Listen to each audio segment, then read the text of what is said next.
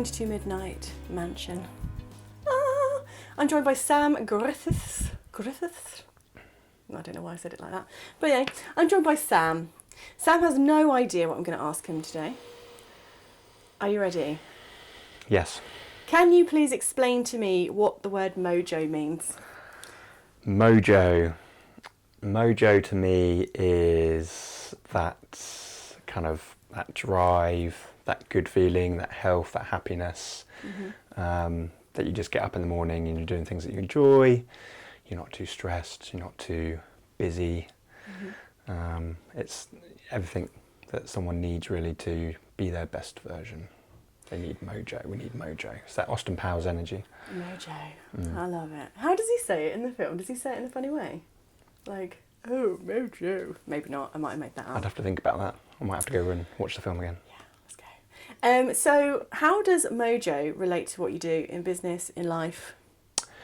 Mojo, because for me, mojo is someone's purpose. It's the aspects of their health and their well-being, their happiness, confidence, self-worth. All these things kind of interweave and interlock with each other. So it's not one thing, it's multiple things, and it's multiple layered. But usually when someone's losing their mojo, or it's just heading on a downward path, there's usually one or two or three things that if they just tweak to that, it put it in the opposite direction.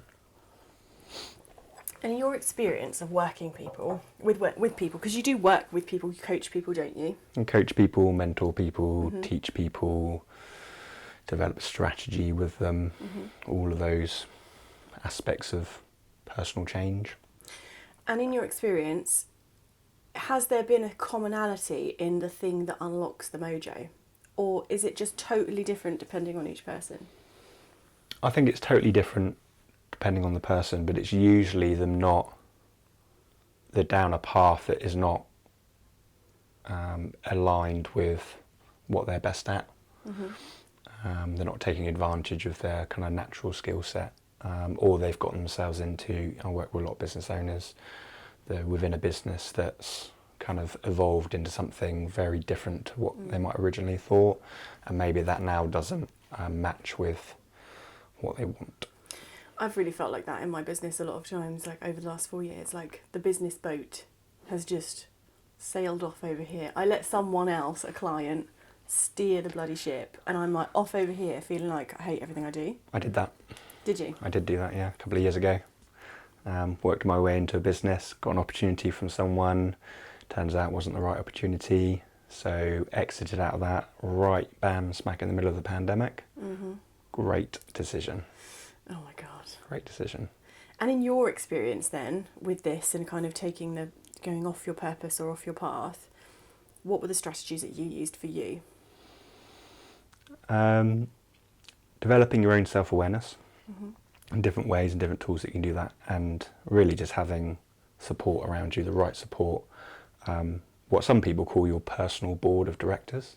Oh, I like that, yeah. And I sort of stumbled into that, but as a strategy, having particular people that are around you that meet the gaps in your own knowledge or skills, that you can talk with and develop yourself in the way that you need to. And that's a mixture of formal and informal. So I've formally had a business mentor and someone that's helping me sort of personally, professionally, but then I've got friends that have particular backgrounds and skills, and I can kind of work out that they're the right people to talk about this, but they all form this kind of circle of your personal board of directors. And I think as a business owner, entrepreneur, solopreneur, however you want to sort of label that, to do well and to do well for a long time, you need this personal board of directors, and those people may change as well.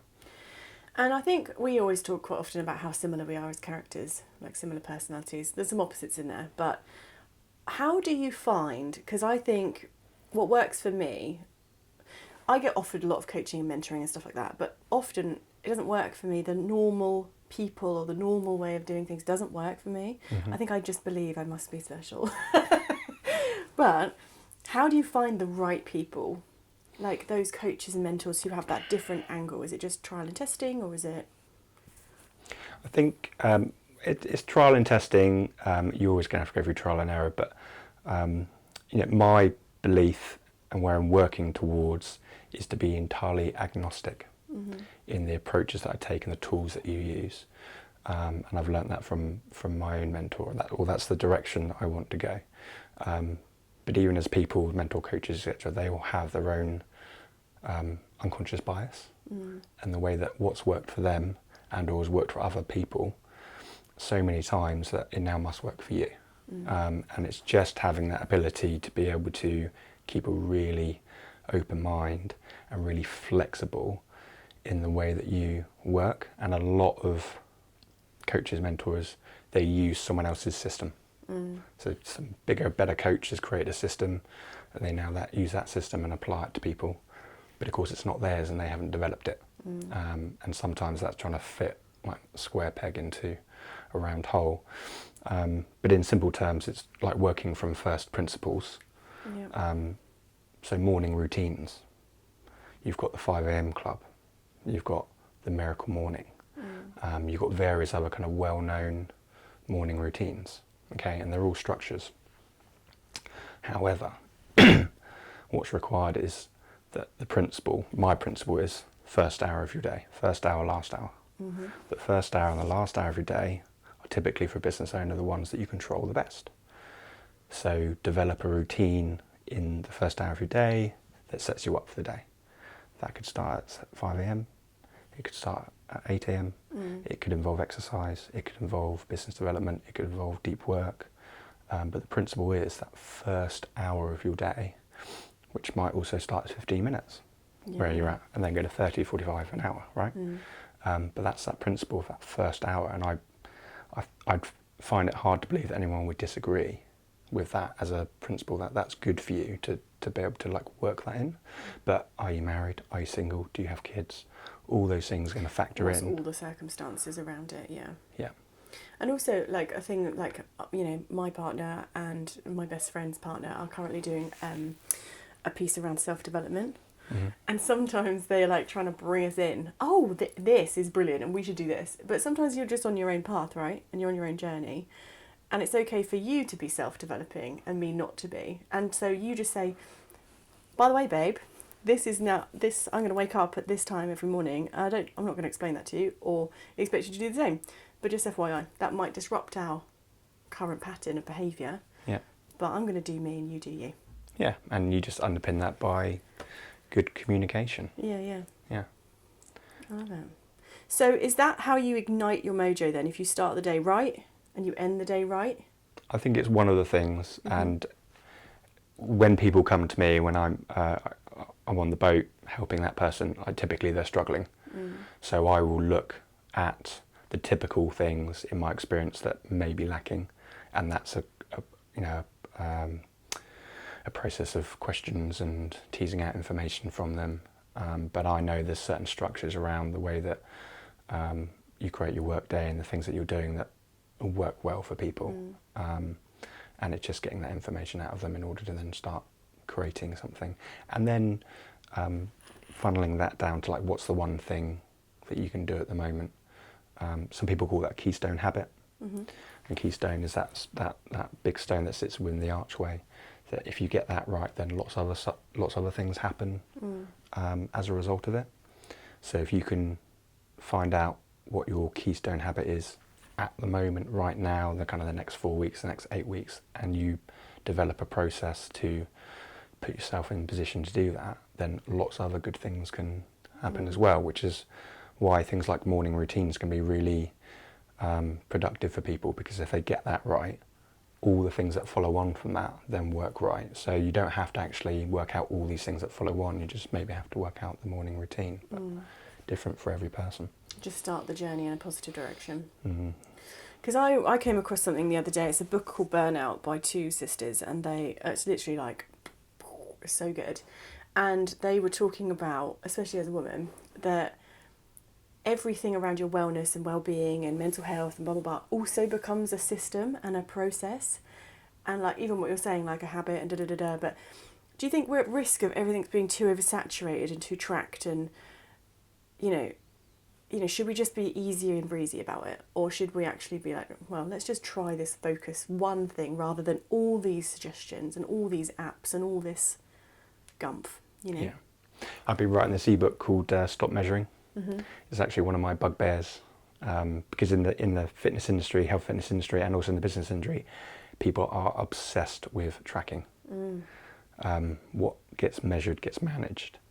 But the big but is, what are you tracking and how much are you tracking? And do you understand that when you track things, that it has a fatigue to it? It tires you out to track something. So are you tracking the right thing? If you could only track one thing at the moment, what would that be? And that you are comfortable with switching that off when it stops working. Yeah. So habit apps are a great tool to kind of nudge you to do certain things. So I have a habit app. It's really simple and free. And when I'm working on a habit, I'll put it into my habit app, and I'll set up prompts and reminders, and that will work for 2 or 3 weeks to facilitate that behaviour. And then I will switch it off and I will delete that habit. And then maybe in 4 weeks' time, 6 weeks' time, whatever it is, I'll add a new habit or 2 new habits, and I'll use them. And then when I notice that I started doing the things that I wanted to related to that, and B, it's starting to irritate me, I delete it, refresh, and then so it's this constant process of resetting and recycling. That's really common with things like water. I have conversations all the time with, I should drink more water, etc., etc. And 2 or 3 times a year, I'll make a habit of, this month I'm going to drink X amount of water, and I'll put it in the app and I'll set it up and the prompts, all that kind of stuff, and then it will get me where I want to go. And then what I know is that eventually that will start to tail off, and that's fine. And then in 3 months' time, I'll set that habit again. But I already know that it will build up that behaviour, and then it will start to take a dip. And at that point, I'll recycle and I'll reset it again. But because I start with that intention in the first place, I'm much more relaxed. It's so interesting because I think the frustration that you're talking about is like, I felt that so strongly. Like, I have this beautiful old retro Casio watch because I couldn't stand my Fitbit telling me if I'd over or underachieved, and I was just getting over it. I was like, I can't stand it. But this idea of actually breaking habits and taking time off is really interesting to keep the momentum going, especially in a society we're always looking for new and shiny. So actually you're kind of kickstarting the engine again, aren't you, every so often. Yeah, it's really interesting. I never heard that before. Yeah, and that's the kind of what I'm talking about with like your MOJO is really kind of kickstarting your engine again in a way that's right for you, that's meaningful to you, that works for you in the context of your life and your circumstances. And with business owners and people like that, a lot of the mainstream traditional methods of habits and health and fitness don't work because they're too rigid. Yeah. And if something's rigid, it means it can break. Effectively, it's fragile. So a lot of the traditional methods that people use are really fragile. So that morning routine, the miracle morning. I had a client came to me and says, I've come across this book, I want to do the miracle morning. I said, great. Tell me how you can do it. Da da da da. Explains it all. I said, cool. So let's just set you off on that for a couple of weeks, see how you get on, and then we'll talk about it in review. Didn't say anything, didn't put my opinion on it, and they went ahead and did that. And what happened after about 4 or 5 days is that tailed off because it was too hard, it was too much. And then when we did the review, I said, well, actually, there was 6 things in the miracle morning. There's probably 3 of those that really helped you, really work for you. He's like, yeah, okay. Why don't we take one of those and do it on a Monday, the second one and do it on a Tuesday, the third one and do it on a Wednesday, and then we're going to repeat that cycle. So now you've got 6 days and you have Sunday off. What about that? He went, yeah, I love that. Okay, so now we've created a morning routine for you, but we use something else. Yeah, So and you're really adapting it, flexing it, and I think we are adaptable creatures, aren't we? We like adapting, we like to change things up. I'm 100% that person, just like, no, not working, change it, or not feeling the joy, change it. Like, I think it's okay. Like, I think that people are not as like that as we like to think they are, but you are like that and I am like that, and that's part of our strengths. And the way that we serve people is, I joke with clients when they come on and potentially work with me, 2 rules. Number 1, show up with a genuine, open, curious mind towards the things that you're trying to change. Number 2, break the rules. I love that. You have to break your own rules, because you would have followed rules in order to do the things that you were doing before, your own narratives, your own stories, habits, all that kind of stuff. You have to be willing to break your own rules, and it works really well with people when you give them permission to break the rules. People love to break the rules. Do you know what? I was thinking about coaching, and I was thinking about calling myself a permission coach, because it's funny, isn't it? Because I'll just give you permission, because often people are so like, oh, I have to do this, and actually if they change something or adapt something, it's a failure. No, it's not. It's a tweak. It's an amendment to make it even better. Yeah. But we've got this kind of there's a weird psychology around success and failure, and if you fall off the wagon, or you don't do your steps per day, or you do automatic failure. But it's not. Stephen Bartlett talks about his quitting framework. Oh, really? Which I find really interesting, and it's, as a contrast to that thing about failing. It's actually, quitting is not bad. It's actually having the awareness to know when to quit at the right point in order to then change direction. If you can do that, then actually quitting's really good. Yeah, I've made some really difficult decisions this year that have been really personally challenging, professionally challenging, and it was the right time to do those decisions, but it doesn't make it any easier. But retrospectively you think, okay, good, I'm glad that was done and that decision was made and that tweak happened. Yeah. Because I think as long as you stand by your, your principles, and you make sure that you're treating people right and whatever, you can really, become successful or build on successes you've had. It doesn't have to be the normal growth way we were talking about earlier. Do you know? So Is it right for you? And I think if you were to really kind of put things like burnout into a single sentence or concept, is really someone is doing something for too long that they don't really want to do. Yeah. And it's just slowly taking pieces out of them, systematically, physically, emotionally, mentally, to the point where their system just goes, nope. Computer says no. Computer says no. Okay, so what's your final one takeaway about MOJO? Either something that someone might do, or a great quote you might have about MOJO. Whatever. Oh, that's a real stumper. We're going to have to edit this. I'm going to have to come back to it with a really smart remark. You don't have to. We're authentic, babe. I think that with things like motivation and MOJO, your why is not enough. Because everyone talks about having a why, having a purpose, and Simon Sinek and that start with why. A why is not enough. There's 3 parts to MOJO and motivation: autonomy, mastery, and purpose. Mastery, competence. So especially for those people that, like business owners, they're in their wheelhouse usually doing the things that they're best at. That's their competence, their mastery. So when you're setting goals and trying to motivate yourself, they really have to hit those 3 things really well: autonomy, mastery, and purpose. So there's this really huge focus on purpose, and actually a lot of feeling good is doing stuff that you're really good at, or learning how to do something really well. You can apply that to exercise, you can apply that to the way that you're eating, you can apply that to habits that you're creating, the work that you're doing. But I think mastering competence and the process of that is a really important ingredient that is not really thought about when it comes to making personal change. What's the process to that person can go dot by dot by dot by dot by dot and see and feel themselves getting better, not just that they know why they're doing it. And it's so true, because I think as well with purpose, it's a cognitive thing, and it takes you away from those moments of flow or focus when you might be practically doing something and actually that you've discovered that's where the love is. Yeah, I love that. Well, darling, thank you for coming and talking to me about MOJO. It wasn't as bad as I thought. I know, right? I'm a nice person. Thank you for joining me, and you can find Sam online. LinkedIn. LinkedIn.